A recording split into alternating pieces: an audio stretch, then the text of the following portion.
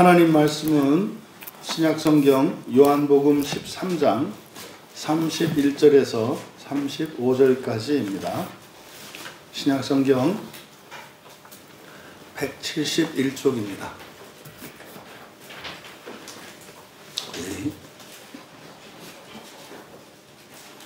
찾으신 분들은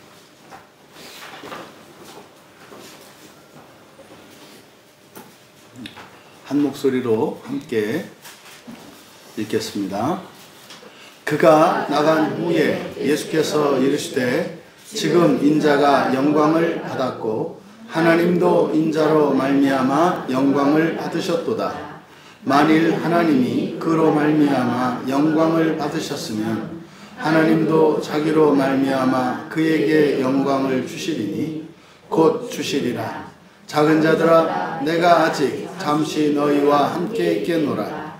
너희가 나를 찾을 것이나 일찍이 내가 유대인들에게 너희는 내가 가는 곳에 올 수 없다 말한 것과 같이 지금 너희에게도 이르노니 내 새 계명을 너희에게 주노니 서로 사랑하라. 내가 너희를 사랑한 것 같이 너희도 서로 사랑하라. 너희가 서로 사랑하면 이로써 모든 사람이 너희가 내 제자인 줄 알리라. 아멘. 잠시 기도합니다. 진리의 영이신 성령님, 이 시간 하나님 말씀을 들고 성령 하나님께 간구하오니 이 말씀에 담긴 생명의 말씀이 저희들에게 양식이 되게 하시고 이 말씀으로 저희를 새롭게 창조하여 주시옵소서. 감사하며 예수님의 이름으로 기도하옵나이다. 아멘. 거룩한 주일로 예배에 나오신 여러분 모두를 환영하며 축복합니다. 하나님께서 참으로 창조하시는 그 능력의 시간이 되시기를, 그래서 이 예배 이전과 예배 이후에 우리의 존재와 우리의 삶이 새롭게 되어지는 복과 은혜를 누리시기를 주님의 이름으로 축복합니다. 영광의 삼위일체라는 제목으로 말씀의 은혜를 나누고자 합니다. 그래서 오늘 설교 주제는 영광의 삼위일체입니다. 그래서 이 주제는 사실 요한복음 3장 16절과 17절에서 하나님이 세상을 이처럼 사랑하사 독생자를 주셨으니 이는 그를 믿는 자마다 멸망하지 않고 영생을 얻게 하려 하심이라. 하나님이 그 아들을 세상에 보내신 것은 세상을 심판하려 하심이 아니요 그로 말미암아 세상이 구원을 받게 하려 하심이라고 하신 말씀과 관련이 있습니다. 그래서 이 세상을 구원받게 하려 하신다. 이것이 이제 하나님의 영광과 관련이 있는 겁니다. 그래서 이 주제는, 이 삼위일체라고 하는 이 주제는 신비로운 주제이고 신학적으로 매우 어려운 그런 난해한 내용입니다. 그래서 삼위일체라는 말을 우리가 성경의 가르침을 따라 우리가 이 말을 사용합니다만, 이 삼위일체라는 말이 사실은 굉장히 아직도 모호하고 또 오해가 되고 있는 말씀이기도 합니다. 그런데 이 삼위일체라는 말이 잘 이해되지 않고 모호한 이유는 부활이 무엇인지에 대한 부정확한 정의 때문에 그렇습니다. 삼위일체는 하나님의 그 영광을 나타내는 말인데 이것은 사실 부활의 의미와 매우 깊은 관련이 있습니다. 그래서 오늘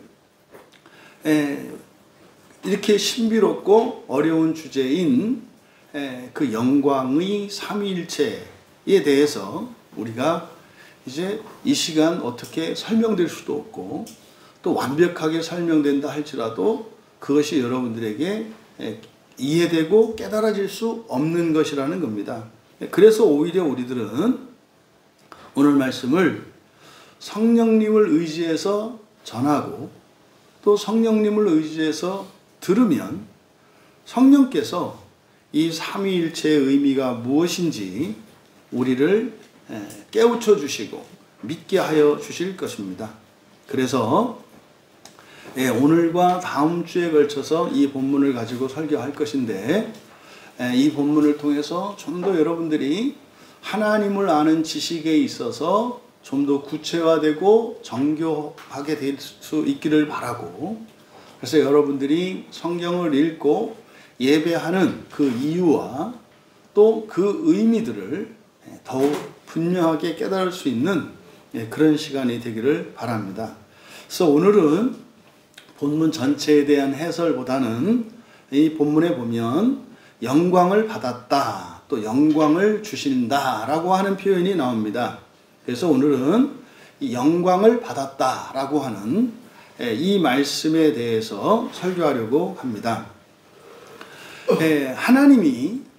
하나님이신 것과 또 하나님이 이 세상에서 하나님이 되시는 것은 다른 사건입니다. 그러니까 하나님이 하나님이신 것과 하나님이 이 세상에서 하나님 되시는 것은 다른 사건입니다. 그것을 여러분들이 잘 이렇게 구분할 수 있어야 됩니다. 그건 마치 여러분이 여러분인 것과 여러분이 다른 사람에게 여러분 되는 것은 다르다 이 말이에요. 여러분들은 지금 분명히 이곳에 살아 있지 않습니까? 그런데 말이죠, 세상의 대부분의 사람들은 여러분들이 살아있다는 것을 알지도 못합니다. 하물며 여러분들의 이름을 어떻게 알겠습니까? 심지어는 살다가 죽었는데도 이 세상에 왔다 갔는지도 모릅니다. 그런 것처럼 나의 나됨과 내가 나인 것과 내가 사람들에게 내가 되는 그것은 다른 사건이다 이 말이에요. 그래서 여러분이 살아있는 거에 대해서 다른 사람들한테 막 설명할 필요가 없지 않습니까? 그냥 여러분은 살아있는 거 아닙니까? 그런데 말입니다, 하나님은 그냥 가만히 계시면 어차피 우리가 하나님을 믿든 안 믿든 경외하든 사랑하든 뭐하든지 간에 그냥 계실 거 아닙니까? 그런데 왜 그렇게 하나님은 당신을 알리려고 하시고 또 그렇게 알아들을 수도 없는, 그리고 우리가 이해할 수도 없는 그 초월자이신 하나님이 이렇게 무모하게 우리에게 자신을 소개하려고 할까? 이거는 마치 말입니다, 내가 가장 싫어하는 인간형의 어떤 사람이 나에게서 사랑을 얻겠다고 막 쫓아다니는 이런 모양새거든요. 여러분이 정말 눈꽃만큼도 이렇게 마음을 줄 수 없고 사랑할 수 없는 어떤 사람이 여러분을 사랑한다고 쫓아다니면 어떻겠습니까? 그것처럼 괴로운 일이 없습니다. 그런데 만약에 그런 일이 있다면 나는 그 사람을 진짜 사랑하지 않을 정도가 아니라 그냥 이렇게 사람 취급도 안 할지는 모르겠으나, 그러면 그렇게 자기 자신을 나에게 알리려고 하는 그 사람은 어쨌든 나를 사랑하는 사람인 거죠. 나를 사랑하는 사람인 거죠. 그러니까 여러분이 여러분 자신을 하나님에게 알리려고 하십니까? 내가 누군지 여러분들이 나는 어디서 언제 태어났고 내가 이렇게 살고 있지만 사실은 나는 이런 사람인데 이런 생각을 해보신 적이 있냐 이 말이에요. 안 하잖아요. 그 얘기는 뭡니까? 우리는 하나님을 사랑할 마음이 눈꽃만큼도 없는 거예요. 그러니까 이 관계 설정이, 그러니까 하나님이 우리에게 하나님 되시려고 하는 것은 마치 우리에게 프로포즈하는 것과 같은데, 문제는 우리가 하나님하고 사랑은 고사하고 이렇게 일면식이게 안면도 트고 싶은 마음이 없단 말이에요. 이게 이제 어둠 가운데 있다, 죄 가운데 있다 이렇게 얘기를 하는 거예요. 왜냐하면 우리를 사랑하려고 하는 그 대상이 정말 우리에게 아무런 소용도 안 되고 정말 우리보다 못한 어떤 존재라면 뭐 그럴 수도 있겠습니다만, 만약에 우리가 좋아하고 바라는 모든 것을 가지고 있으며 또 그것을 능가하는 분이라면, 그런 분이 나와 교제하기를 원하고 나를 사랑하고 있다면 그것은 엄청난 사건이 아니겠습니까? 그러니까 사실상 우리가 성경을 통해서 알게 되는 하나님은 가장 기본적으로 창조주 하나님이시고 선하신 분이시고 전능한 분이시고 한결같은 분이시고 사랑이세요. 그러면 그런 누군가가 여러분을 사랑하려고 한다면 그거는 쌍수를 들고 맨발로 쫓아나가야 되는 일 아닙니까? 그런데 왜 세상 사람들이 그렇지 않을까요? 둘 중에 하나요. 하나님이 그런 분인 줄 모르기 때문이고, 또 하나는 그렇다 하더라도 싫어서 그런 거고. 둘 중에 하나예요. 모르든지 싫든지. 근데 모르든지 싫든지 둘 다 문제가 있는 거죠. 왜냐하면 이 세상에 그것을 아는 사람이 아무도 없다면 모르는 것이 문제일 수 없습니다만, 이 세상에 지금 기독교인 없는 나라가 거의 없습니다. 이렇게 막 박해국가라 할지라도 예수님을 믿고 하나님을 믿는 사람들이 어느 나라에나 다 있다 이 말이죠. 그래서요, 사실상 알 수 있어요. 또 하나, 여러분들이 하나님을 이렇게 사랑하는 일이 싫다 그러니까 여러분들이 뭐 적극적으로 싫어한다 이렇게 오해하시면 안 돼요. 여러분들이 일주일 동안 성경을 한 번도 안 피셨다면 싫어하는 거예요. 그러니까 여러분들이 뭐 하나님을 싫어한다니까 막 미워하고 이러는 게 아니라 별로 달갑지 않은 겁니다. 여러분들이 성경을 펴고 설교를 듣는 일이 뭐 굉장히 애써야 되는 일이고, 뭐 예배 나오는 일이 그렇다면 여러분들이 그렇게 하나님을 사랑하시는 게 아닌 거예요. 그러니까 여러분, 이것은 하나님을 아는 그리스도인들이 이렇게 할 때는 사실은 이건 뭐의 문제입니까? 감정의 문제거든요. 감정의 문제예요. 그러니까 내가 정말 사랑받고 싶어 해야 하는 그 하나님으로부터 사랑을 받는 일보다 나에게 해를 끼치고 나를 사랑하지도 않는 다른 대상들을 향해서 그렇게 사랑에 목말라 하는 이건 참 이해할 수 없는 일이죠. 이게 사실은 사탄 마귀의 역사로 이런 일이 일어나는 겁니다. 그래서 어쨌든 우리의 현실은 어때요? 그냥 무한히 우리를 사랑하시고 포기할 줄 모르시는 하나님과 하나님을 원하지 않는 사람이 이 세상의 현실입니다. 그런 사람들을 향해서 하나님께서 하나님 되시기 위하여, 그러니까 하나님은 하나님이신데 그 하나님이 우리들에게 온 세상에 하나님이 되시기 위하여 일을 하셨습니다. 또 그 일을 해야 사실은 알 수 있죠.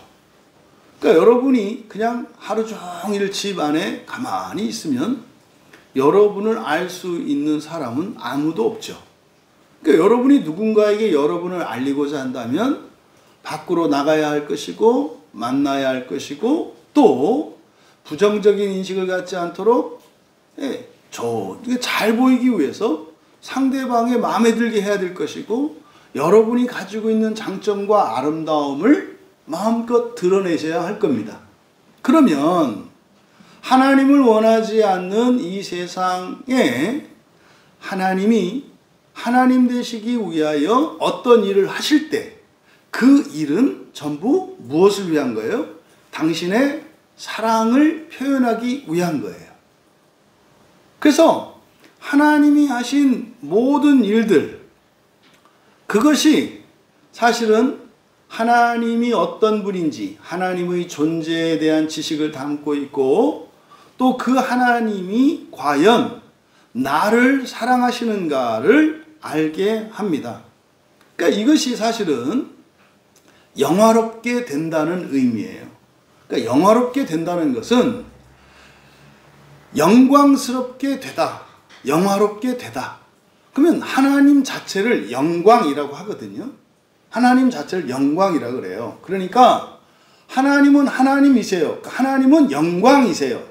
그런데 영광을 받으신다라고 번역된 이 말은 영광을 받다, 영광을 주다 그러면 오해하기가 쉬워요. 그러니까 영광은 마치 다른 무엇인 것처럼 생각하기가 쉬운데 이 영광이라는 말은 존재를 나타냅니다. 그래서 하나님의 존재를 영광이라고 해요. 그러니까 영광인 하나님이 영광을 받는다는 건 말이 안 되잖아요. 그래서 영광이신 하나님이 되시는 것, 이거를 영광을 받으신다 이렇게 말하는 거예요. 그러면 그래서 영광을 받으신다, 또 영광을 주신다라고 번역하는 것보다는 영화롭게 되다, 영화롭게 하다라고 표현하는 것이 적절하겠다. 왜? 하나님은 영광인데 뭐 영광을 받으신다고 그러니까 그러면 모자란 영광이 되지 않나요? 그러니까 이 말이 잘 어폐가 있다 이 말이에요. 그래서 영화롭게 된다라고 하는 것은 영광이신 하나님이신 하나님이 하나님 되시는 과정을 통해서 완전한 하나님이신 것과 완전한 하나님 되시는 것이 일치되는 과정, 이게 영화롭게 되는 과정이다 이 말이에요. 그러면 이 영화롭게 되시는 과정, 다시 말해 우리가 하나님을 알고 하나님이 우리를 향하여 어떠한 사랑을 가지고 계신지를 알게 되는 과정, 이것이 영화롭게 되는 과정이다 이 말이에요. 그럼 이거는요 어떻게 알아요? 하나님이 하신 일을 통해서 알게 되는 거예요. 그러니까 하나님이 하신 일을 통해서 하나님이 어떤 분이신지 알게 되고 또 그 하나님이 우리에게 완전한 하나님 되실 수 있도록 바로 그런 일들을 하는 거죠. 그럼 질문을 해보겠습니다. 왜 하나님이 영화로우신, 그러니까 영광이신 하나님이 우리에게 영화롭게 되시기 위하여 하신 일들을 왜 성경에다 기록을 해 놓았을까요? 생각을 해보셔야 돼요. 그러면 하나님이 하나님 되시는 과정을 성경에 써놨으니까 그러면 그대로 하면 어떻게 되겠어요? 하나님 되겠네요. 그렇잖아요. 그러니까 성경을 통해서 하나님의 사랑을 드러내시는데 그게 이제 영화롭게 되어지는 과정이에요. 그게 하나님이 하신 일이에요. 그럼 그거를 이렇게 문자로 기록을 해놓은 것은 보라고 해놓은 거잖아요. 보고 배워서 따라하라는 거잖아요. 그러면 결국엔 어떻게 됩니까? 하나님 되겠네요. 그래서 결국 하나님이 하신 일이라고 하는 것은 하나님이 하나님 아닌 것을 창조하시고 하나님 아닌 그것이 하나님 되게 하시려는 목적인 것을 성경을 통해서 우리가 알 수 있어요. 그러니까 문자로 기록해 놓은 것을 통해서. 그러니까 지도를 만들어 놓은 목적은 뭐예요? 다시 그것을 찾아가기 위한 거잖아요. 그러면 하나님은 영광이시잖아요. 근데 영화롭게 되는 그 과정과 방법을 기록해 놓은 것은 뭐예요? 누군가가 그 길을 따라서 영화롭게 되기를 바라신다는 것을 우리가 알 수 있죠. 그러니까요, 결국은 이 성경을 통해서 사람이 영화롭게 되어 하나님의 자녀, 다시 말해 신이 되는 거죠. 신이 되기를 바라시고 또 그런 계획을 가지고 계시다는 것을 우리가 알 수 있다 이 말이에요. 여러분, 앞에서 예수님께서 제자들에게 주신 말씀이 뭐였습니까? 서로 발을 씻겨줘라. 이 서로 발을 씻겨주라는 말이 단순히 서로 섬겨라, 용서해라, 뭐 이렇게 해라 저렇게 해라라고 하는 어떤 도덕적인 이런 생활의 윤리 규범을 말씀하신 것이 아니라 사실은 이게 뭐라는 거예요? 영화롭게 되는 길이라는 거예요. 영화롭게 되는 길. 주의할 것은 뭡니까? 이렇게 발을 씻겨주면 영화롭게 되는 게 아니에요. 그럼 뭐 맨날 발만 씻겨주면 되게. 그게 아니라 영화롭게 된다는 것은 뭐가 된다는 거였어요? 영광, 하나님이 되는 거라고 그랬어요. 완전한 하나님 자녀가 되는 거. 이것은 우리가 할 수 있는 일이 아니에요. 영화롭게 하시는 분은 누구세요? 하나님이세요. 하나님. 그러니까 창조주만이 영화롭게 할 수 있다 이 말이에요. 그래서 예수님께서 지금도 승천하신 이후에 저 우주 끝에서 이 세상을 향하여 우리들을 영화롭게 하기 위하여 오고 계십니다. 영화롭게 하기 위하여 오고 계세요. 그러니까 이렇게 오고 계시는 예수님. 그러면 만나야 되잖아요. 그러니까 오고 계시는 예수님을 기다려서 예수님이 영화롭게 하시는 것과 또 마중 나가서 영화롭게 되는 사이에는 시간 차이가 있겠죠. 시간차. 그러니까 이게 가장 빠른 사람과 가장 늦게 되는 사람의 시간차가 몇 년? 1000년이라고 한다고요. 1000년. 그래서 우리는 어떻게 되자? 가장 먼저 되자. 이걸 뭐라 그래요? 첫째 부활이라고 한다고요. 첫째 부활. 그러면 우리가 서로 발을 씻어주며 살아가는 이것은 그렇게 하면 발이 어느 날 막 투명해지고 빛나서 영화롭게 되는 게 아니라 그것이 예수님이 오시는 길이란 말이에요. 그러니까 발을 씻어주며 살아가는 삶이 바로 그 길이에요. 그 길. 그러면 오시는 예수님과 마중 가는 우리들. 그러니까 이게 한 길인 거예요. 한 길. 자기 발을 씻으면서 살아가면 다른 길이에요. 그건 어떻게 됩니까? 그 자리에 있는 것과 다르지 않아요. 그래서 하나님의 말씀을 따라 구약의 율법을 따라 살아가는 것은 뭐예요? 마중 가는 거예요. 마중 가는 거. 그러니까 구약의 이스라엘 백성들이 율법을 지키며 사는 거나 우리들이 예수님의 말씀을 따라 사랑의 계명 그리고 실천적으로 서로 발을 씻어주며 살아가는 그것은 동일하게 그 영화롭게 되어지는 그 길을 가는 거다. 그러니까 구약의 이스라엘이나 신약의 그리스도인이나 어떤 조건이다? 같은 조건이에요. 다만 그들에게는 율법을 지키는 방식으로 그 길이 계시되었고 우리들에게는 사랑과 서로의 발을 씻겨주는 방식으로 그 길이 계시되어진 것뿐이에요. 같은 길이다 이 말이에요. 길은 오직 한 길이세요. 그러니까 예수 그리스도께서 내어주신 그 길로 예수 그리스도께서 다시 오실 것이에요. 그래서 우리는 그 길을 가는 게 중요하다. 그게 바로 앞에서 서로 발을 씻어주며 살라고 하신 그 말씀의 의미인 거예요. 그러면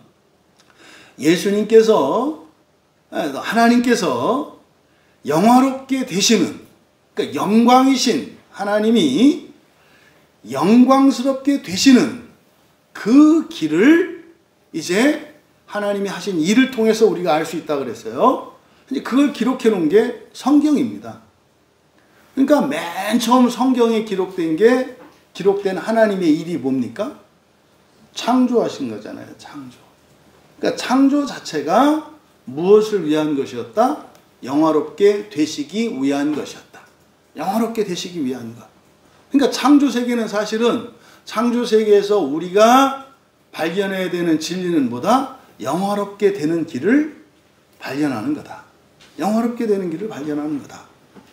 그러면 구약 성경만으로는 그게 정확하지가 않습니다. 그래서 하나님이 영광이신 하나님이 어떻게 영화롭게 되셨는지 또 영화롭게 되시기 위하여 하신 일들을 우리가 이제 알아야 합니다.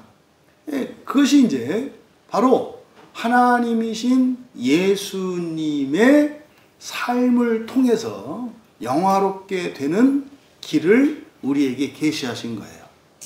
그러면 하나님이 영화롭게 되시기 위하여 하신 최초의 일이 뭐예요? 예수님을 기준으로 생각을 했을 때 먼저 창조주 하나님이 사람이 되신 거예요.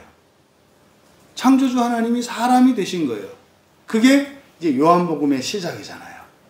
하나님이 창조하신 것을 기록하고, 그리고 어떻게 해요? 그 하나님이 이 세상에 사람의 몸으로 오신 것을 기록하잖아요. 그러니까 이 세상이 하나님이 창조하신 것을 믿고, 이 세상, 이 자연 세계가 바로 하나님이 영화롭게 되시기 위한 세상이라는 것을 믿고, 또 그러면 이 세상이 있는 것처럼 우리들이 영화롭게 될 것을 믿는 거죠. 이제 그것을 보여주신 게 예수님이세요. 그럼 예수님이 이 땅에 태어나신 것은 창조주 하나님이 사람이 되신 거거든요. 그래서 영화롭게 되는 첫 번째 길은 바로 겸손의 도입니다. 겸손의 도. 겸손의 도. 왜요? 하나님이 누가 돼요? 사람이 돼요. 창조주가 피조물이 돼요. 그러니까 이 겸손의 방식은 영화롭게 되는 첫 번째 방식이에요. 잘 기억합니다. 세상과 하나님 나라는 완전히 반대입니다. 세상에서는 영화롭게 되려면 어떻게 해야 됩니까? 겸손해지는 게 아니라 교만해져야 합니다. 높아져야 한다 이 말이에요. 모든 면에서 다른 사람들보다 뛰어나야 하고 교만해질 때 영광스럽게 됩니다. 이 세상에서는. 그런데 하나님처럼 하늘의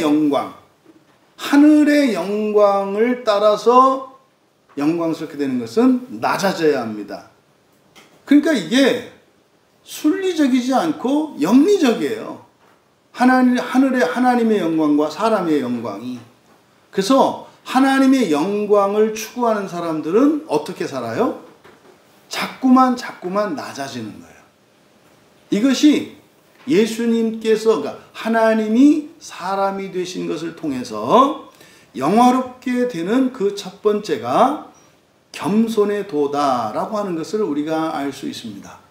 그러니까 여러분, 알 수도 없고 볼 수도 없고 만질 수도 없고 이해할 수도 없는 그런 하나님이 우리와 똑같은 사람으로 태어나신 것, 그것에서 우리가 얻는 첫 번째 교훈은 겸손이라는 거예요. 겸손. 이거는 하나님이 왜 사람이 되셨을까? 영화롭게 되시기 위하여. 그래서 여러분들이 영화롭게 되기를 원한다면 겸손의 도를 따라 살아야 하는 것입니다. 그게 이제 역사적으로 2000년 전에 베들레헴의 한 외양간에서 태어나셨잖아요. 근데 그 아이의 출생은 어떤 사람들에게는 신비롭고 어떤 사람들에게는 조롱거리입니다. 왜요? 남자 없이 그냥 여자 혼자서 아이를 낳았기 때문이에요. 그러니까 남자 없이 어떤 여자가 혼자 아이를 낳았다는 것은 세상의 일로 보면 뭐예요? 아무도 몰래 남자를 만났다는 뜻이고, 그런데 성경은 그렇게 말씀하지 않고 처녀인 상태로 임신을 했고 처녀인 상태로 아이를 낳았다고 성경은 이야기합니다. 그것이 성령으로 잉태가 된 거죠. 보통은 남자의 씨가 여자의 몸에서 자라서 생명이 됩니다. 근데 사람이 되신 하나님은 하나님의 씨가 여자의 몸에서 사람이 되어 태어났다고 가르쳐 줍니다. 이거를 믿는 사람에게는 신비고, 이거를 믿지 않는 사람에게는 순 거짓말인 겁니다. 그래서요, 약혼해놓고 외간 남자와 정을 통해서 아이를 낳은 아주 불미스러운 부도덕한 사건으로 여겨지는 거예요. 그러니까 여기에 걸려든 사람들은 기독교를 혐오합니다. 혐오해요. 너무나 안타까운 사실이에요. 그래서 기독교는 사기다 라고 하는 대전제를 갖고 있는 사람들이 교회 안에도 너무나 많습니다. 그러면 이 사람들에게 보이는 성경은 순 거짓말로 보이고 사기로 보입니다. 하지만 어떤 사람에게는 그게 신비로 보입니다. 이 자리에 계신 여러분들은 성령으로 말미암아 처녀의 몸에서 사람이 되시고 태어나신 예수 그리스도의 출생이 신비인 줄 믿습니다. 그러면 두 번째로 사람이 되신 후에, 다시 말해 아기 예수로 태어나신 후에 예수님은 하나님 말씀대로 순종하며 사셨다고 성경은 기록합니다. 순종하시며 살았습니다. 조심하실 것은 예수님이 살아가시는데 어려움도 없고 괴로움도 없고 슬픔도 없었느냐, 뭐 고민도 없었느냐? 그렇지 않습니다. 우리와 똑같이 고민하고, 우리와 똑같이 이 근본 감정에 시달리며 사셨습니다. 기억하셔야 돼요. 그런데 하나님의 말씀을 순종했다라고 하는 것은 그런 근본 감정들을 무엇으로 바꾼 거예요? 사랑으로 바꾸며 살아가신 거예요. 그래서 영화롭게 되는 두 번째 도는 순종의 도입니다. 이때 순종은 아무한테나 순종하는 걸 말하지 않아요. 그게 조심해야 됩니다. 그리스도인들이 순종하니까 유다처럼 마귀한테 순종한단 말이에요. 그러니까 순종해야 될 하나님 말씀에는 순종하지 않는 사람이 순종하지 말아야 할 세상의 말에는 왜 이렇게 순종을 잘하는지, 하나님의 말씀에는 순종하지 않는 사람들이 자기의 확신, 자기의 생각에는 왜 그렇게 순종하는지. 그러니까요, 자기 생각과 자기의 경험에 순종하는 사람을 우리가 뭐라 그래요? 고집스럽다, 이렇게 얘기하는 거예요. 고집스럽다는 거는 뭐 하는 거예요? 자기에게 순종하는 사람을 고집스럽다고 말하는 거예요. 그러니까 사실은 순종의 반대는 뭐라고 할 수 있어요? 고집스러운 사람이에요. 고집스러운 사람. 이거는 고집스러운 사람이 있고 순종하는 사람이 있는 게 아니라 다 우리 안에 순종도 하고 고집도 있다. 그러니까 어떤 것은 당신이 순종하고 또 그것에 대해서 나는 고집스럽고 또 당신이 고집스러운 그것에 나는 또 순종하고, 그래서 누가 누구보다 더 낫다 뭐하다 할 일이 없다. 아멘. 네, 사실이라는 뜻이죠. 맞습니다. 맞습니다. 그래서 이 두 번째 순종의 도. 근데 예수님이 사람으로 순종하며 사셨던 삶이 율법의 순종이죠. 30년의 삶이에요. 30년. 그러니까 30년의 삶이 사람으로서 순종하시며 사셨어요. 그러니까 여기서 우리가 얻을 수 있는 단서가 있어요. 최소한 사람이 하나님 말씀에 순종하여 온전한 사람이 되기까지 예수님도 30년 걸렸으니까 최소한 몇 년은 걸린다? 최소한 30년은 걸린다. 그러니까 나는 20세 이렇게 했다. 그런 얘기 하지 마라.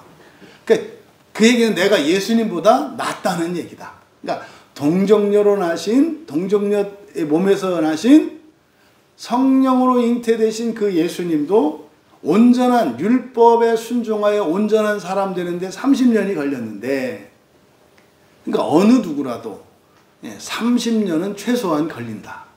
근데 말은 그렇지만 대개는 1000년을 살아도 잘 안 되더라.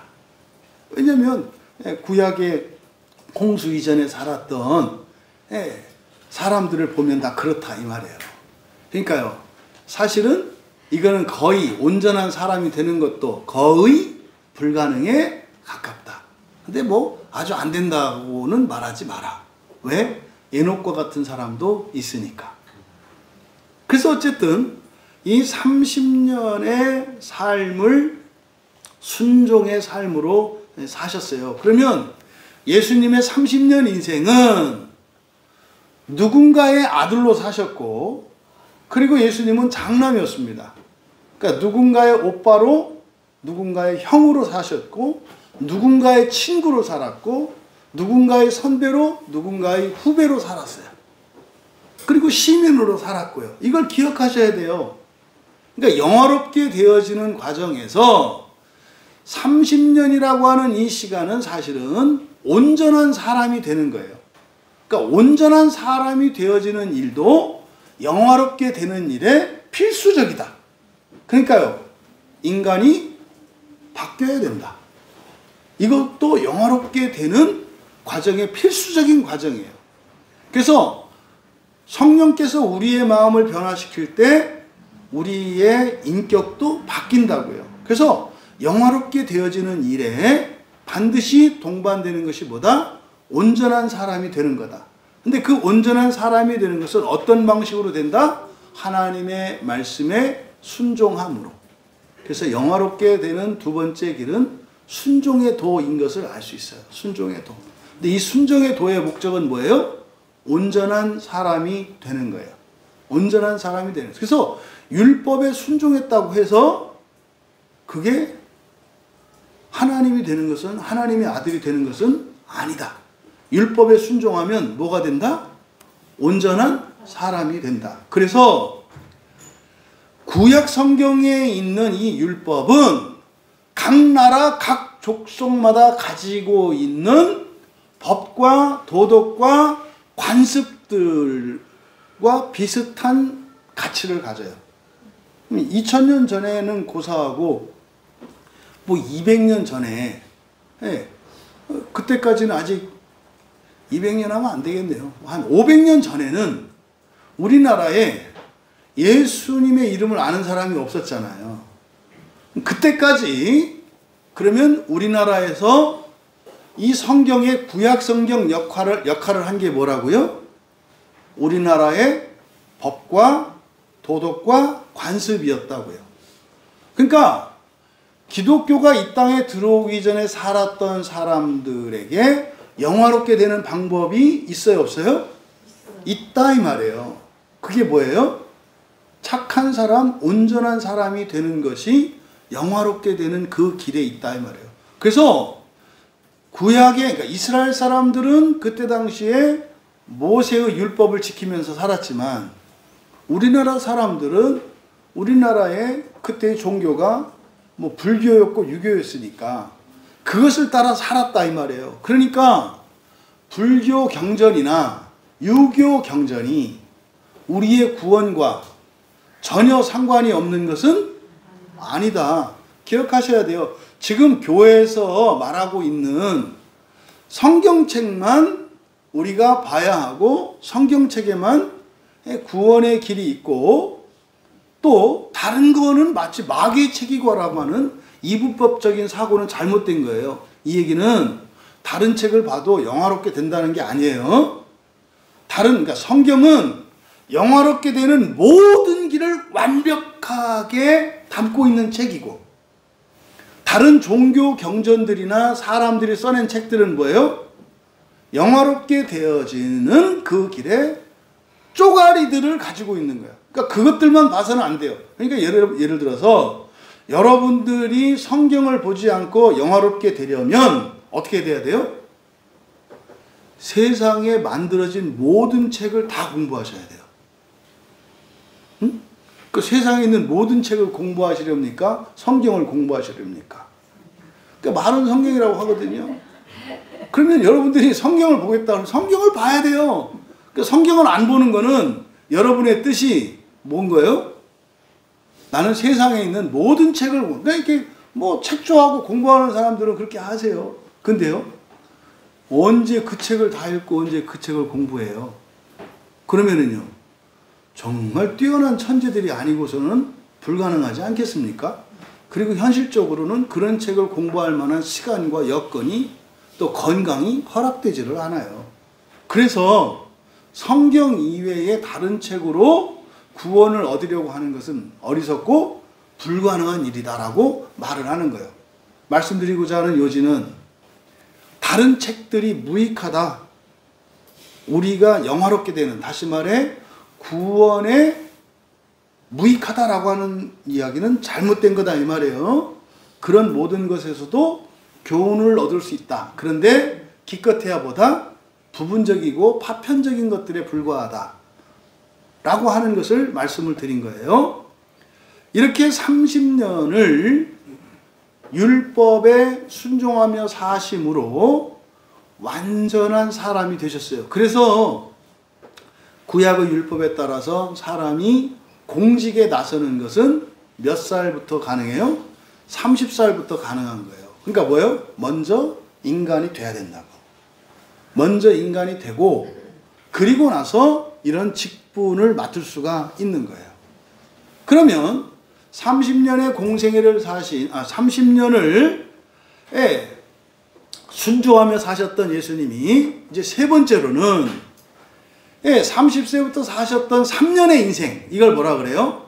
공생애라고 해요. 공생애는 공적인 생애라는 뜻이죠. 공생애는 공적인 삶. 공생애는 뭡니까? 사명을 위하여 사는 삶이에요. 그래서 세 번째로 영화롭게 되는 길을 우리는 사명의 도라고 부를 수 있어요. 사명의 도. 그러니까 바로 그리스도라고 하는 그 직분, 그게 사명이죠. 그것을 위해서 3년의 삶을 사시는 거예요. 그러니까 여러분들이 이 사명의 길을 가는 것, 사명의 삶을 사는 것은 영화롭게 되는 것의 필수다. 필수다. 그러면 그리스도로서의 사명의 삶을 사신다는 게 뭡니까? 그럼 그리스도가 뭔지를 알아야 되잖아요. 그리스도는 왕으로서, 대제사장으로서, 선지자로서 그 직분을 감당하는 것이 그리스도의 직분이에요. 그래서 3년의 삶을 이제 사명, 그리스도라고 하는 사명의 삶을 사세요. 그럼 여러분, 왕이 하는 일이 뭡니까? 외부의 적으로부터 나라를 지키는 일이에요. 왕이 하는 일이. 또 그뿐만 아니라 뭡니까? 이 나라 백성들이 편안하고 행복하게 살 수 있도록 그들이 먹을 것과 입을 것과 살 집들을 마련해 주는 거예요. 왕이. 또 법과 도덕을 만들어서 질서를 이루어 평화롭게 살아갈 수 있도록 하는 것이 왕이에요. 이게 통치죠. 그러니까 이 일을 하는 게 그리스도의 직분의 왕직을 감당하는 거예요. 그러니까 여러분들이 영화롭게 되고자 한다면 그렇게 해야 되는 거예요. 뭐를? 왕으로서 나라를 지키고 또 나라를 질서 있게 하고 평화롭게 하기 위해서 살아야 된다 이 말이에요. 그러면은 뭐 대통령 되라는 얘기가 아니죠. 여러분들이 대통령도 그냥 지 배만 채우려고 하면 그거는 왕직을 감당한 게 아니에요. 나라의 대표 국민들로부터 이렇게 투표에 의해서 선출된 대통령이라 할지라도 자기의 사익을 위해서 살았다면 그 사람은 왕적 사명을 감당하지 못한 거예요. 오히려 사람을 대통령으로 뽑는 그 투표 행위가 왕적 사명을 감당하는 것일 수 있다 이 말이에요. 왜요? 똑바로 투표하는 것. 이게 여러분들이 왕적 사명을 감당하는 거예요. 또 여러분들이 뭐 이런 물자들을 아껴 쓰고 하는 이런 것. 이런 것들이 왕적인 삶이다 이 말이에요. 그 다음에 두 번째로 대제사장 직분이라는 게 뭡니까? 대제사장의 일은 첫째가 속죄하는 거예요. 속죄주는. 그러니까 그 사람의 죄로 인해서 받아야 될 벌을 없애주는 거예요. 이게 속죄의 제사거든요. 그러니까 속죄의 제사는 뭡니까? 다른 사람의 죄를 용서해주는 일이다 이 말이에요. 이게 대제사장의 직분이라고요. 근데 대제사장의 직분은 그렇게 잘못하면 용서해주고 잘못하면 용서해주는 것만 포함되어 있는 게 아니라 그 사람이 다시는 그런 일을 하지 않을 수 있는 새 사람이 되어야 할 필요가 있잖아요. 그렇죠? 그래서 새 사람이 되도록 하는 일을 하는 게 누구예요? 선지자예요. 선지자. 선지자는 나아가야 할 방향과 그리고 우리들이 해야 할 것과 하지 말아야 할 것, 이것은 개인적으로, 시대적으로, 공동체적으로 하나님께서 가르쳐 주세요. 그래서 하나님의 법을 따라서 이제는 죄를 짓지 않을 수 있는 사람으로 바뀔 수 있도록 도와주는 것이 선지자예요. 그래서 왕과 대제사장과 그리고 선지자의 직분을 하며 3년의 공생애를 사셨어요. 그러니까 이것이 사명의 도입니다. 그 다음 네 번째로는 예수님이 그렇게 공생애를 사시고 마지막으로 이제 그러니까 사람의 몸을 가지고 하신 일이, 그러니까 그 다음으로 하신 일이 뭐예요? 십자가에서 희생 제물이 되어 주시는 거죠. 그러니까 그리스도의 직분을 감당하신 이 사명의 삶을 다 사시고 난 뒤에 마지막으로 하는 것은 뭐예요? 당신을 내어주시는 거예요. 그러니까 이건 뭡니까? 대속의 도이죠. 대속의 도. 그러니까 누구 죄를 위하여 당신을 내어주신 거예요? 자신이 아닌 세상. 세상의 죄를 위하여 자신을 희생제물로 내어주신 것. 이것이 네 번째 영화롭게 되는 길로 제시되는 대속의 도입니다. 그러니까 예수님이 십자가에서 죽으신 것은 그때 당시에 예수님의 제자와 예수님을 믿는 사람뿐만 아니라 앞으로 예수님을 믿을 사람들과 심지어는 예수님의 이름을 알지 못했던 예수님이 십자가 사건 이전에, 다시 말해 과거의 모든 사람들, 아담에 이르기까지 그들의 죄를 속죄하는 희생제물이 되어주신 거예요. 이것이 바로 대속의 도입니다.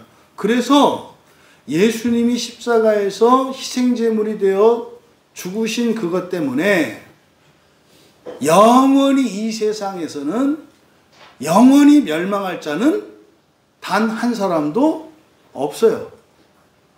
영원히 멸망할 자는 단 한 사람도 없다 이 말이에요. 그러니까 잠깐 멸망의 불구덩이 속에다 들어갔다 나올 사람은 있어도 영원히 멸망할 사람은 없다 이 말이에요. 왜요? 예수님의 십자가의 헌신 때문에. 왜 그렇습니까? 예수님이 사람이 아니라 누구시기 때문에? 하나님이시기 때문에. 그래서 양 한 마리는 한 가지 죄에 대한 속죄물이 됩니다.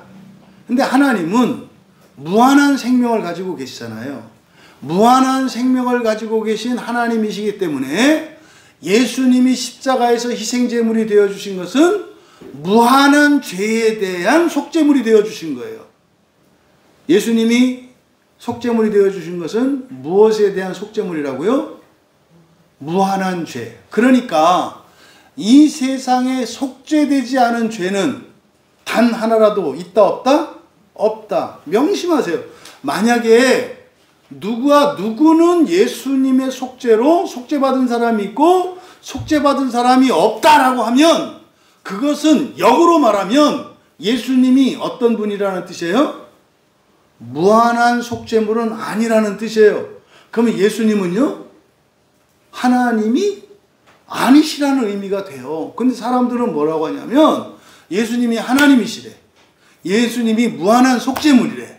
근데 어떤 사람은 구원을 받고 어떤 사람은 구원을 못 받는데 모순이에요. 바꿔야 된다고요. 애시당초 그러니까요. 그래서 이성적인 사람들이 예수님을 하나님이 아니다, 위대한 사람이다라고 말을 하는 거예요. 왜요? 누구는 구원을 받고 누구는 구원 못 받으니까 예수님이 속죄물이 된 것은 인정. 그런데 모두는 아니니까. 왜요? 지금 동방교회나 로마 캐톨릭이나 대부분 개신교에서 가지고 있는 구원관은 구원받을 사람이 있고 구원받지 못하는 사람이 있다고 가르친다 이 말이에요. 그러면 구원의 근거는 속죄거든요. 그러면 이 속죄는 예수 그리스도께서 십자가에서 죽어주신 거거든요.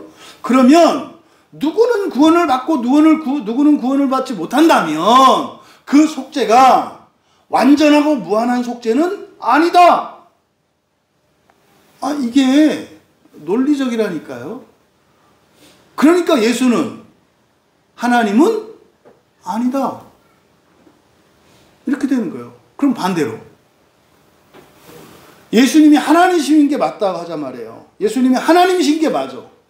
그러면 어떻게 되는 거예요? 결론은 구원받지 못할 자가 없다가 된다 이 말이에요.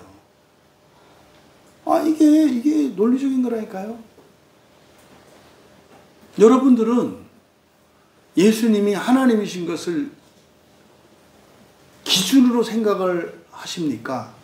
아니면 사람들이 만들어낸 잘못된 구원론, 구원받는 사람이 있고 구원받지 못한 사람이 있다는 이 구원론을 가지고 이걸 중심으로 여러분이 생각하면 예수님은 위대한 분에 불과해요. 하나님은 아니라고요. 이런 혼돈이 우리 지성 안에 있는 거예요. 그래서 헷갈리는 거예요. 신앙생활을 하는데. 논리적으로도 충돌이 일어나니까. 하지만 예수님이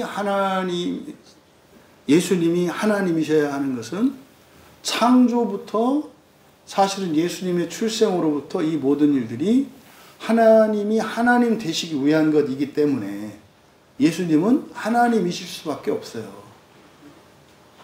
이 세상에 있는 한 예수님이 하나님이실 수밖에 없다고, 논리적으로. 근데 이거 왜 이제 이런 문제가 있느냐는 것은 성경의 단어들을 잘못 우리가 이해하고 있기 때문에 생기는 어이없는 해프닝이다 이 말이에요. 여러분들이 처음에는 좀 낯설어 하지 않았습니까? 사람이 신이 되는 게 구원이다. 사람이 신이 되는 게 부활이다. 영화롭게 된다는 것은 부활을 말하는 거거든요. 근데 이런 얘기가 말입니다. 거의 2세기, 3세기까지는 그냥 다 아는 얘기였어요. 교부들은, 그러니까 예수님의 제자들, 사도들이 있잖아요. 또 그 사도들의 제자들이 있잖아요.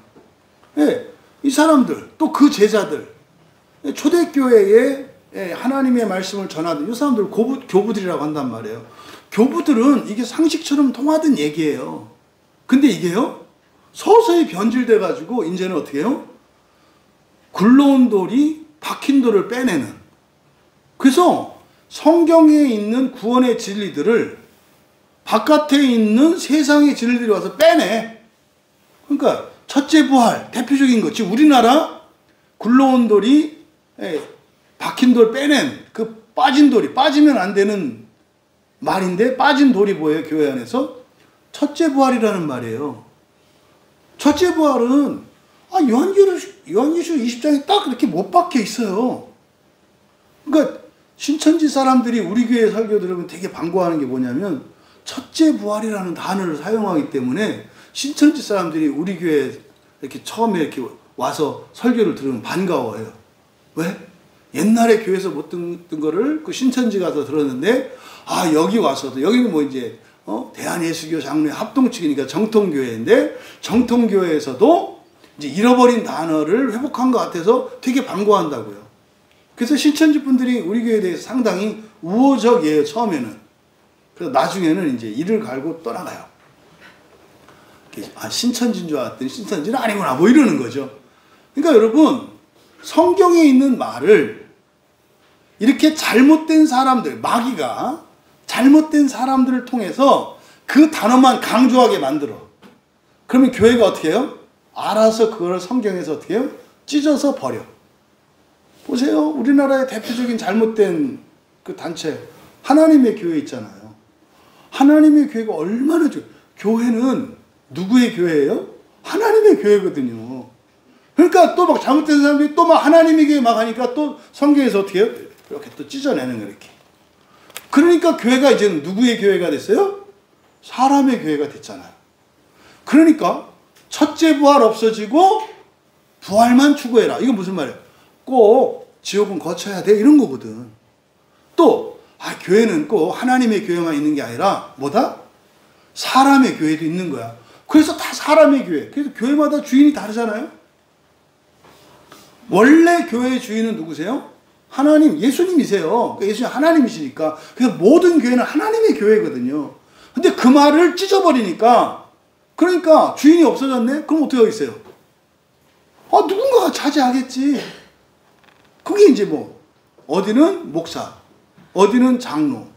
지금 이제 우리 장로교회 우리나라 현실에서는 목사가 이제 그 교회 주인 노릇하는 게 우리 합동, 고신 이런데, 이제 장로가 이제 드디어 목사의 세력을 꺾고 장로들이 이제 교회 주인이 된 교단. 이게 이제 통합, 나머지 이런 거. 그랬더니 이제 장로들도 꺾어버리고 교인들이 주인 되는 교회. 감리교, 침례교 이런데. 근데 말은 다 하나님의 교회라고 하는데 심리적으로 말을 안 쓰잖아요. 이런 거. 그러니까 여러분, 우리가 추구해야 되는 것은 첫째 부활이고요. 우리가 추구해야 되는 것은 하나의 교회가 되는 거예요. 근데 마귀는 가장 중요한 것들을 이제 어떻게 사람들로부터 뺐는지 알아요. 그러니까 중요한 것은 마귀가 절대로 못 뺏어요. 뭐 해야 돼요? 우리가 버려야 돼요. 우리가 버리지 않고서는 절대로 못 뺏어요. 그러니까 여러분들이 포기하고 여러분들이 내어주기 전에는 절대로 마귀가 여러분 거를 털끝 하나도 건드리지 못해요. 여러분들이 뭘 뺏겼어요? 뺏긴 거 아니에요. 뭐예요? 내준 거라고. 내준 거라고. 사기꾼이 강제로 사기를 합니까? 아니면 여러분들이 사기를 당합니까? 사기는 당하는 거예요. 사기는 당하라고. 그러니까 사기친다고 해서 사기치죠. 그럼 다 사기치게 해? 그러니까 사기는 쳐서 되는 게 아니라 뭐 해야 되는 거예요? 당해야 되는 거예요. 마찬가지예요. 그러니까 이런 일들이 계속 일어나요. 그래서 어쨌든 예수님의 십자가에서 죽으시는 것은 무한한 속죄물이 되어서 죽으신 것인데 이것을 뭐라고 한다? 대속의도라고 한다. 대속의도. 조심할 것은 그래서 그러면 예수를 믿든 안 믿든 또 나는 교회 다니니까 구원 받는다는 얘기입니까? 이때 구원이라고 하는 것은 부활을 말하는 거예요. 부활. 그래서 모든 사람이 부활할 수 있게 되었다고 말한 거예요. 근데 부활하는 길이 두 가지 길이 있어요. 지옥을 거치는 길과 지옥을 거치지 않는 길이 있다고요. 그걸 요한복음 5장에서 뭐라 그래요?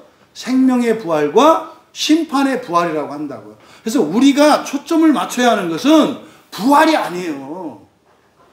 부활이 아니라고.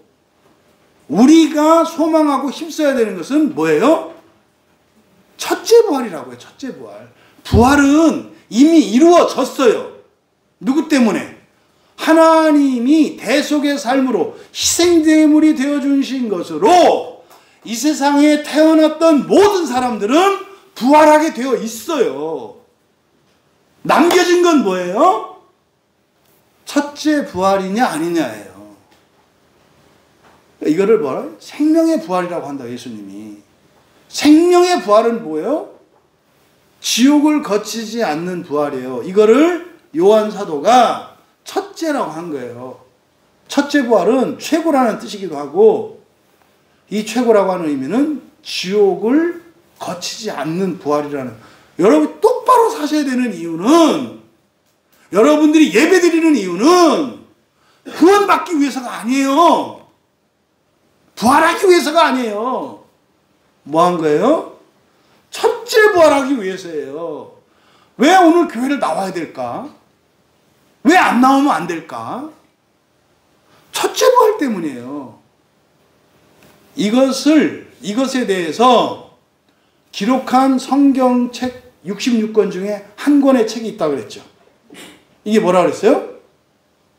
이게 이런 건 아셔야지. 읽지는 않아도 말이라도 해야지. 말하면 물어보지 않아. 어차피 모르니까 그러냐 하고 그 사람들이 읽어. 여러분은 안 읽어도. 그래도 알려줘야지. 그러니까 첫째 부활이라는 단어는 요한계시록 20장에서만 딱 나와요. 그런데 그것을 설명하는 한 권의 책이 있다고요. 성경 중에. 이게 히브리서예요. 히브리서. 히브리서에서는 이 첫째 부활을 뭐라고 얘기했냐? 더 좋은 구원이라고 말해요. 더 좋은은 비교급이죠? 그러니까 여러분, 지옥에 1000년 있는 것보다는 999년 있는 게 더 좋아. 그죠? 그거보다 더 좋은 거는 900년 있는 거고, 그거보다 더 좋은 건 1년 있는 거고, 그것보다 더 좋은 거는 아예 안 가는 거지. 이걸 뭐라 그래요? 첫째 부활이라고 한다고. 그래서 히브리서는 더 좋은 구원에 대해서 얘기를 하면서 절대로 지옥에 가지 않는 부활이 있다는 것을 가르쳐줘요. 그 말씀은 예수님이 말씀하신 생명의 부활에 대한 거예요. 성경에서 막 지옥에 대한 말씀이에요. 멸망에 대해서 말씀해요. 이거는 다 뭡니까? 지옥에 대한 얘기예요. 지옥에 대한 얘기. 그러니까 이게 지금 해결이 안 되니까 어떤 사람들은 예수님이 하나님이신 걸 믿어. 하나님이신 걸 믿어. 그러니까 어떻게 해야 돼요? 모든 사람이 속죄를 다 받고 구원받아야 돼. 그러니까 그럼 또 이제 안 돼. 그래서 영혼 멸절설이라는 게 생겨요. 그래서 사람들이 살다가 죄를 지은 사람들이 지옥에 가서 죄값을 다 받는다는 거예요. 그래서 그 중에 어떤 사람들은 부활하고 어떤 사람들은 거기서 멸절한다는 거예요. 이게 영혼 멸절설이라고 하는 이렇게 신학의 어떤 한 줄기예요. 그러니까 여러분들 이거저거 몰라도 돼요. 우리가 교회를 다니는 이유는 무엇을 위한 거다? 첫째 부활을 위한 거다. 우리가 똑바로 살아야 되는 이유는 뭘 위한 거다? 첫째 부활을 위한 거다. 대충 설렁설렁 신앙생활 하면 안 되는 이유는 뭐다? 첫째 부활. 그렇게 살면 뭐하니까? 지옥에 가야 되니까. 응? 우리 청소년 자녀들한테 말하지 않아요? 엄마 아빠한테 막 덤비고 이런 애들은 지금 죽으면 안 된다 절대로. 그죠? 왜? 그 상태로 죽으면 즉시 지옥에 가실 테니까. 응? 아내를 자기 목숨을 다 바쳐서 사랑하지 않는 남편들은 지금 죽으면 안 된다. 그 뒤는 얘기 안 하고. 또 남편에게 절대적으로 순종하지 않는 아내들은 절대로 오늘 죽지 마라. 왜? 결과는 여러분이 아시니까. 이게 여러분들은 대놓고 막 이렇게 듣잖아요. 근데도 꿈쩍 안 하잖아. 와, 진짜 믿음이 얼마나 좋은지. 그러니까 믿어야 될 건 안 믿고 믿지 말아야 될 거는 얼마나 철석같이 믿는지. 여러분, 아내를요, 주님이 교회를 사랑하는 것처럼 목숨을 다 바쳐서 사랑하는 이유는 뭐 때문에 그래요? 첫째 부활 때문에 그러는 거예요. 지옥 안 가려고 하는 게 아니라 첫째 부활 때문에. 그러니까 지옥 안 가고 부활하기 위한 거라니까요. 왜 말도 안 되는 남편에게 순종해야 돼요? 첫째 부활 때문에 그러는 거예요. 내가 성격이 어떻고 남편 이것과 상관없다니까. 왜 부모에게 효도해야 돼요? 첫째 부활 때문에. 아니 요거 몇 가지만 알아도 나라가 바뀌지 않을까? 네? 어른들을 공경하고 이웃을 사랑하고 이거 몇 가지만. 왜 그래야 돼요? 첫째 부활 때문에 그렇다니까.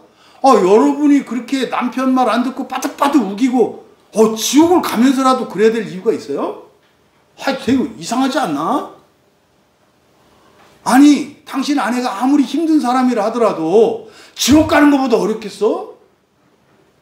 아니잖아요. 간명해요. 근데 이게 안 가르쳐지니까 지금은 목사들이 지옥이 없다고 가르치는 세상이니 다 마귀에게 붙잡힌 거예요. 마귀에게. 나도 그랬으면 좋겠어요. 더 좋지 나도. 그러면. 근데요, 저는 성경만 믿어요. 성경만 믿는다고. 아니 왜 교회 바깥에 그렇게 교회 안 나가면서 언젠가는 가야 될 줄 알아. 이런 사람들이 왜 이렇게 많을까? 이게 끝을 모르기 때문에 그래요. 그러니까 편안해. 가마솥에서 밑에서 장작이 드디어 불 붙어서 연기가 피어오르기 시작했는데 물이 따뜻해지네. 조금 있다가 그 잡아먹는다는 걸 모르기 때문에 그래요. 여러분, 이 시간에 정리하세요. 여러분은 성경을 믿으십니까? 세상을 믿으십니까? 여러분 자신을 믿는다고요? 그 더 위험해. 더 위험하다고. 그냥 성경만 믿으세요. 그리고 성경을 믿고 성경대로 사는 일은 괴롭습니다. 괴롭다고요. 원래 그런 거요. 하기 싫습니다. 원래 그런 거요.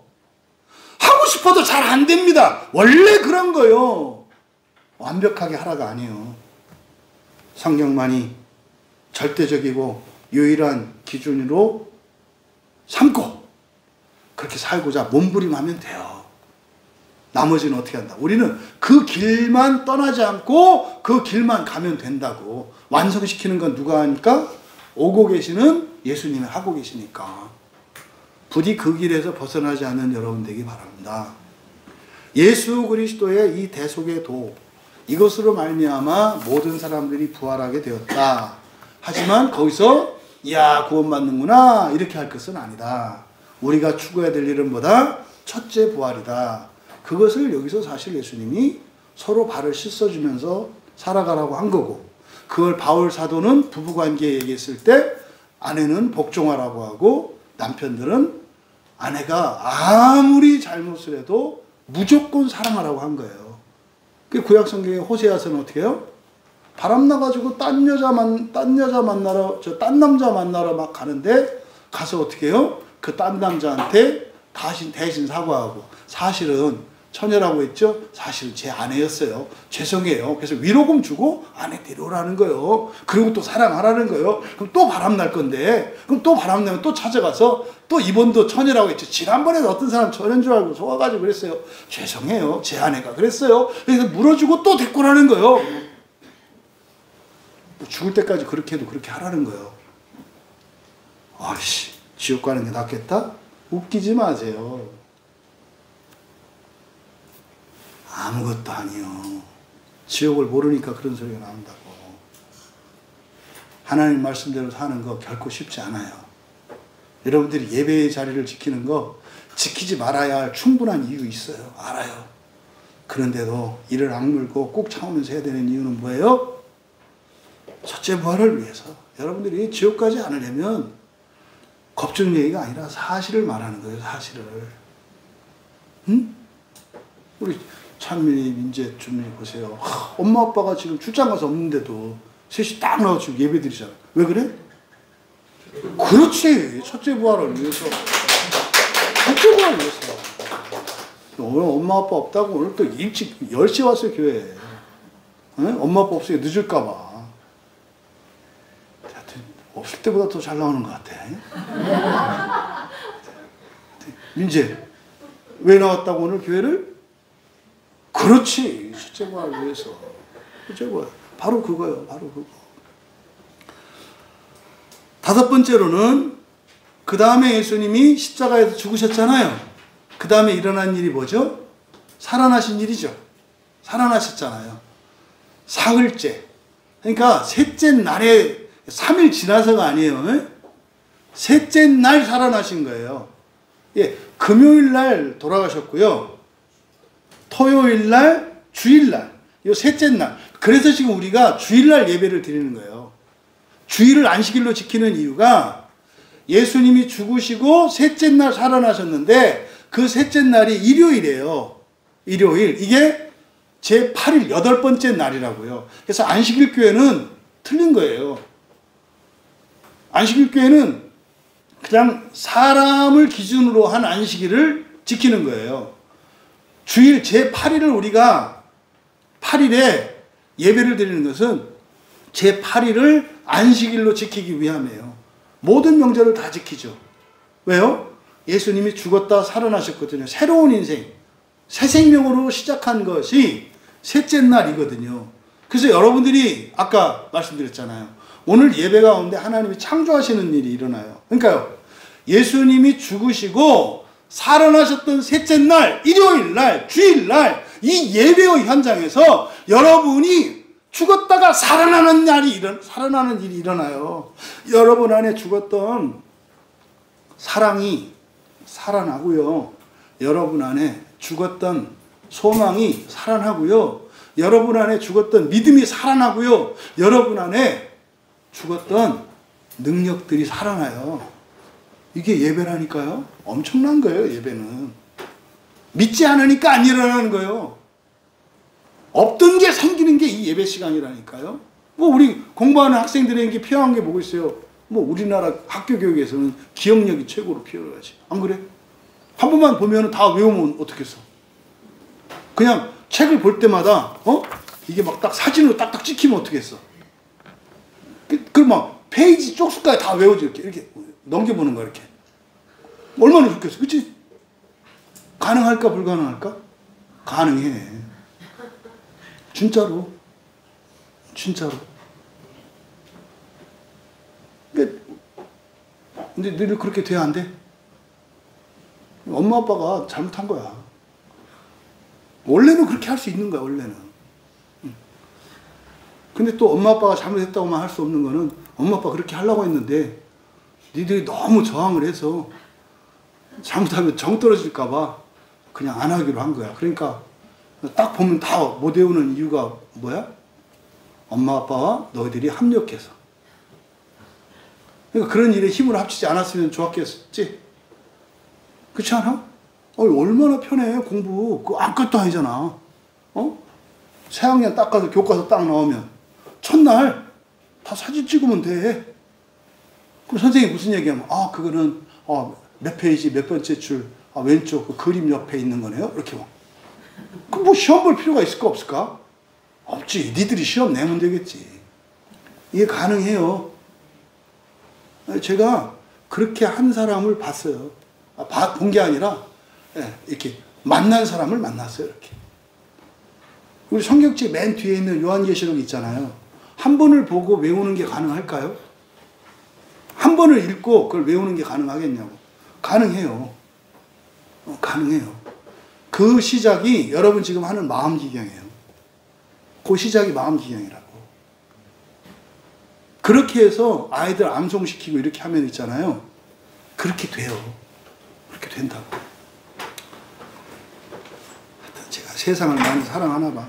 틈만 나면 또 이렇게 꼬시려고 또 그쪽으로 빠져나간 걸 보면. 중요한 것은 예수님이 셋째 날 살아나셨다. 그렇죠? 살아나셨다. 그러면요, 죽기 전에 예수님과 살아났을 때 예수님의 차이가 뭐예요? 생명이 달라요. 죽으셨잖아, 일단. 육체의 목숨이 죽었잖아. 살아났을 때는 이걸 달라. 그래서 이건 생명이라고 한다고. 그러니까 목숨이라고 할 때는 육체의 생명을 말하는 거고, 생명이라고 하는 것은 이것은 하나님의 생명, 영원 불사하는 생명을 말해요. 이건 생명이에요. 그래서 3일째 되는 날 다시 살아나는 이 사건, 그리고 40일을 제자들과 사셨어요. 그러니까요, 그 새 생명으로 살아가는 일이 있다 없다? 있다는 것을 증거로 보여주신 거예요. 사흘째 살아나셔서 40일을 제자들과 함께 사셨다고. 그래서 이 영화롭게 되는 다섯 번째 길, 영화롭게 되는 길에 다섯 번째 우리에게 가르쳐 주는 것은 뭐예요? 새 생명의 도. 새 생명의 도. 그렇게 해서 제자들에게 이제 교회를 세우고 또 세례를 주고 그렇게 해서 똑같이 새 생명의 도를 따라 살도록 하라고 하신 거죠. 그리고 마지막 이 지상에서 예수님이 하신 마지막 일이 뭐예요? 승천이에요. 승천. 그러니까 예수님이 이제 살아나신 것으로부터 50일, 오순절이라 그래요. 지금 보통 교회들이 요때를 지금 이제 고난주일이라 그래요. 지금을. 그래서 이제 고난주간이라고 해요. 다음 주를 부활주일이라고 해요. 부활주일. 그 다음에 이제 열흘 지나면 오순절 성령 강림주일이라고 해요. 이게 이제 예수님의 행적을 따라서 하는 거거든요. 그러면 이제 예수님이 승천을 하셔요. 40일째 되던 날. 그러니까 살아나시고 제자들과 40일을 사세요. 그리고 나서 승천을 하세요. 하늘로. 그러니까 뭐예요? 승천한 건 뭡니까? 이 세상을 떠나신 거죠. 이 세상을 떠나서 영원히 살 곳으로 가셨다고. 이게 전부 영화롭게 되는 길을 가르쳐 주신 거예요. 이걸 이제 승천의 도. 승천의 도의 핵심은 뭐예요? 이 세상을 떠나서 다른 곳으로. 이 세상을 떠나서 다른 곳으로. 그러니까 이 세상에서는 못 살아요. 영화되면. 그래서 영화롭게 되어서 사는 세상으로 가시는, 이게 마지막 승천의 도예요. 그러니까 영화롭게 되는 길을 6가지로 설명하셨다. 가르쳐 주셨다. 그래서 여러분, 예수님, 그러니까 하나님의 천지창조로부터 이제 예수님의 행적을 따라서는 출생부터 승천까지 이 6가지가 있어요. 거기에 창조를 포함시키면 7가지가 되죠. 이것이 바로 뭐다? 영화롭게 되는 길이다.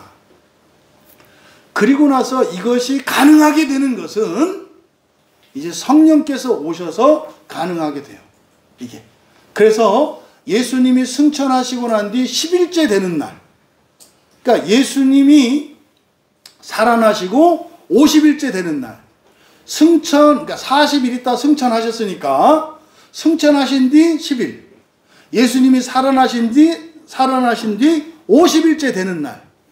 요때 성령이 임하세요. 마가의 집에 있는 교회. 그러니까 마가 가정교회죠. 마가 가정교회에 성령이 임하세요. 이거를 오순절이라고 해요. 이걸 오순절. 그래서 그 오순절에 성령이 임하니까 그때는 어떻게 해요? 예수님은 사람의 몸으로 세상에 오셨어요. 근데 성령님은 어떻게 오세요? 성령으로 우리 마음으로 오세요. 우리 마음으로 오신다고. 그래서 성령님이 이 영화롭게 되는 일을 가능하도록 하시는 게 성령님이 하시는 일이에요. 이거를 새창조라고 해요. 새창조라고 한다고.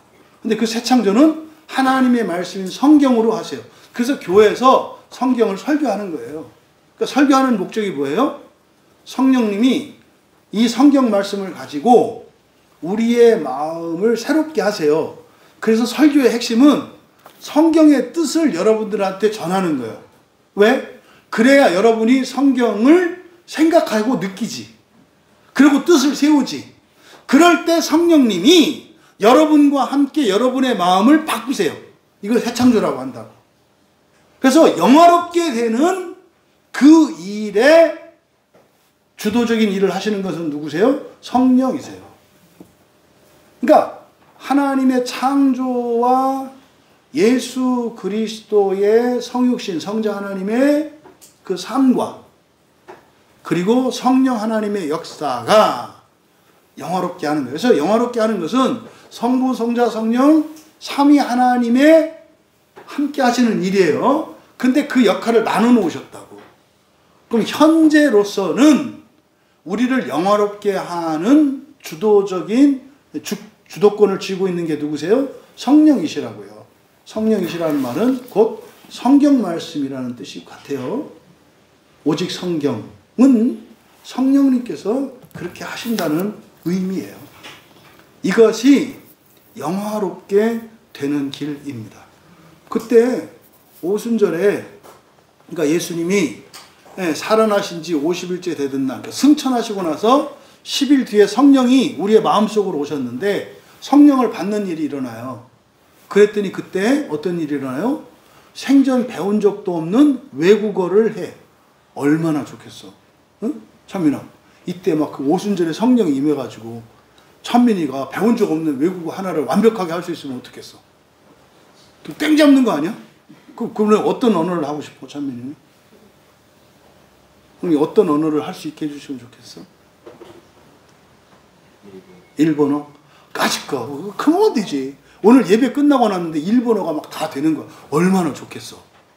앞으로 그 믿음으로 예배에 참여하세요. 어? 주민이는 어떤 언어를 했으면 좋겠어? 영어 끝난 거야. 성령이 임하니까. 그러니까 그때 사람들이 어떻게 했어요? 그 각 나라 말로 막 복음을 전하는 거야. 이걸 방언이라고 한다고. 물론 우리 민재도 또 물어봐야 되네. 우리 민재는 어떤 나라 말을 하고 싶어? 프랑스. 답다. 참 답다. 그렇죠? 우리 민재 외교관이 돼야 되겠네. 외교관들이 주로 쓰는 언어가 프랑스어야.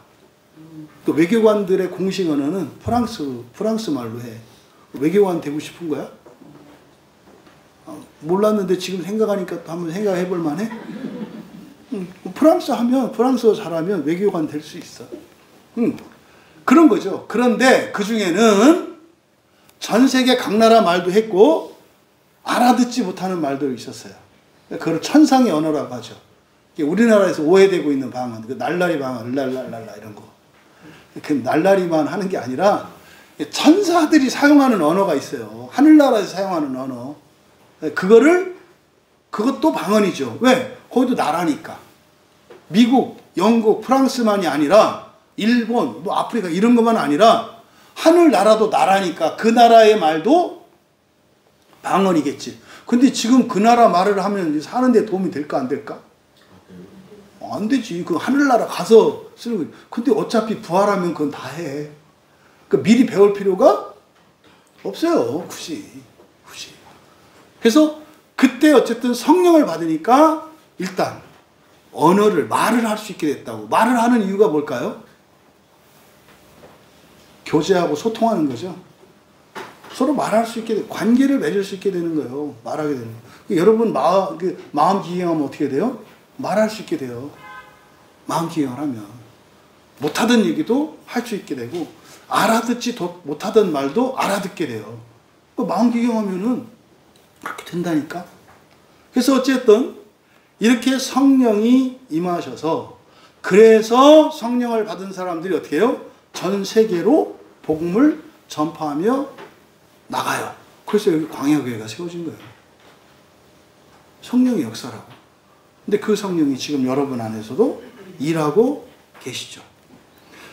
그러니까 여러분, 이 세상에 그 누구라도 예수님을 하나님이시고 그리스도이시며 나의 주님으로 믿고 영접을 하면 예수님이 그 사람의 하나님이 되어주시고 주님이 되어주시고 그리스도가 되어주셔서 왕이 돼서 보호해 주시고 대제사장이 되어서 모든 죄를 속죄해 주시고 선지자가 되셔서 살아갈 길을 가르쳐 주세요. 그래서 새로운 사람이 되게 하신다고요. 여러분이 예수님을 믿고 영접하면. 그리고 어떻게 해야 돼요? 그 일을 하는 게 성령이시잖아요. 성령을 어떻게 받아요? 세례를 받으시는 거예요. 세례를 받는 게 성령을 받는 거라고요. 그렇게 하면 예배 때마다 성경만 바르게 여러분에게 설교되어진다면 여러분 안에는 영화롭게 되는 일이 날마다 일어나는 거예요. 그래서 여러분, 이 본문은 예수님이 십자가에서 죽어주시기 전에 앞으로 예수님을 믿고 세례를 받은 사람들에게 일어나는 일, 그리고 그들이 모여있는 교회에 어떤 일이 어떻게 일어날 것인지를 구체적으로 가르쳐 주시는 본문이 오늘의 본문이에요. 그래서 이거를 영광의 삼위일체라고 하는 거예요. 이 일이 모든 교회 안에, 모든 성도들, 교인들 안에 이 일이 일어나야 하는 거예요. 오늘 이 시간도 예수님을 통해서 영화롭게 되는 길을 가르쳐 주신 그 하나님의 기대와 그 선하신 뜻이 여러분 모두에게 일어나기를 바랍니다. 그래서 우리 교회 안에서 하나님이 영화롭게 되시고 또 우리도 영화롭게 되는 그 일이 날마다 계속되기를 바라기는 전 세계의 모든 교회가 그렇게 되기를 주님의 이름으로 축원합니다. 예, 찬양 준비해 주시기 바라고요. 여러분, 이번 한 주는 여러분들이 영화롭게 된다는 이 말씀을 가지고 묵상하며 지낼 수 있었으면 좋겠어요. 그래서 하나님이 하나님 되시는 것도 영화롭게 되는 거고, 우리가 하나님을 닮아가는 것도 영화롭게 되는 것이다. 그 일이 일어나는 것이 이곳 교회다. 영화롭게 된다는 것은, 하나님이 영화롭게 되신다는 것은 우리가 하나님을 알아가는 것이고, 우리가 하나님을 하나님으로 인정하는 것이고, 또 그와 함께 우리가 하나님처럼 되어가는 것이니까 더 나은 사람이 될 뿐만 아니라 완전한 하나님, 다시 말해 신적인 사람으로 계속 변화되어 가는 것이다. 이것을 기억하시고, 그래서 여러분이 지금까지 살아오셨고 살고 계시고 살 것이라는 사실, 그걸 기억하시기 바랍니다. 예수를 믿으면 모든 문제를 해결받을 수 있습니다. 예수를 믿고 세례를 받으면 여러분에게 없는 능력과 힘으로, 그리고 여러분이 살 수 없는 그런 인생을 살 수 있습니다. 그건 제가 장담할 수 있습니다. 여러분들이 진심으로 영화롭게 하고 하나님을 영화롭게 하고, 그리고 여러분들이 영화롭게 되며 살아가시길 주님의 이름으로 축복합니다. 빛나는 왕의 왕 함께 찬양할 때 바로 그리스도의 왕적 예수 그리스도의 신분을 말하는 거죠. 예수님이 왕입니다 라고 찬양할 때 뭡니까? 예수님, 나의 인생을 지켜주십시오.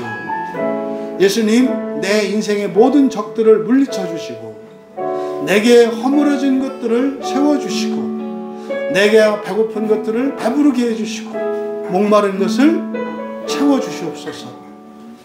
하나님이 나에게 평강의 왕이 되게 하여 주시옵소서 하는 찬양입니다. 그런 마음으로 하나님 왕이 되어 주십시오 하는 마음으로, 믿음으로 함께 찬양합니다.